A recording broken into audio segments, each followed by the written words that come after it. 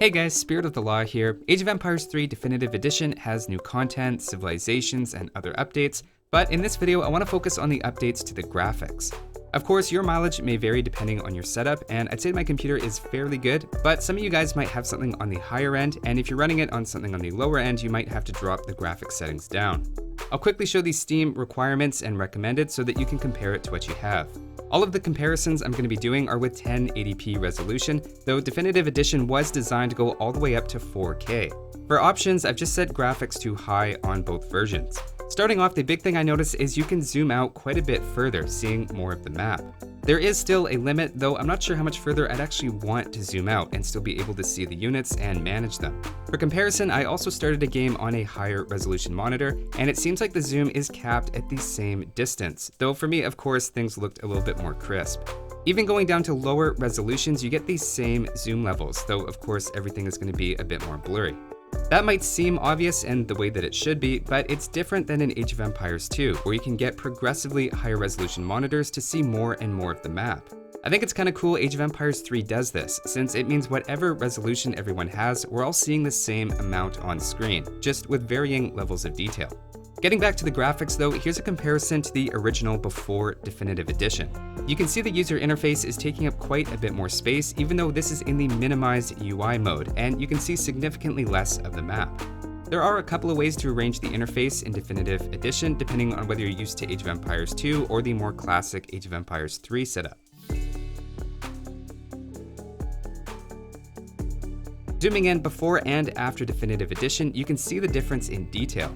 Some people had said in the comments of the last gameplay video that they can't see a difference in how things look, but seeing the two back to back like this, it's pretty obvious everything's improved. You probably won't play a ton of the game zoomed in all the way, but there's no question it's a massive upgrade in detail and quality. That's not a knock on the original graphics, it's just the difference between something in 2020 and where solid graphics were in 2005. The UI being cleaner and opening up some space helps a lot as well. Taking a look at the units in action, you can see the burning buildings have been tweaked a bit. It's maybe a step further with some of the lighting effects, but I've always felt this was something the game did well, and mostly it's just been preserved as it was. The dismantling of ships as they take damage has also been a fan favorite feature, and especially the larger ships you could see lose one piece at a time, getting a hole in the deck here and then losing a mast, before finally collapsing into the water.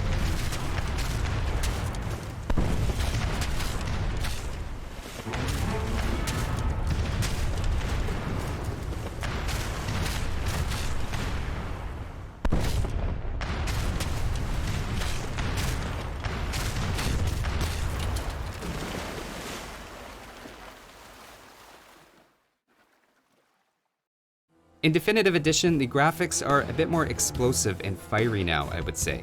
I noticed less of that picking apart and more like gunpowder on the ship is exploding, and they tend to be finished off in a massive fireball.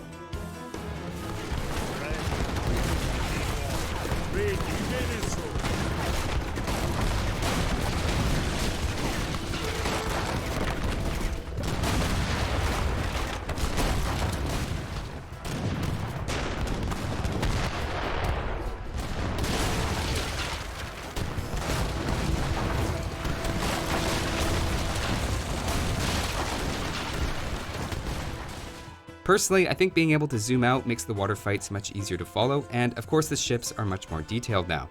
I also think the water itself is especially well done.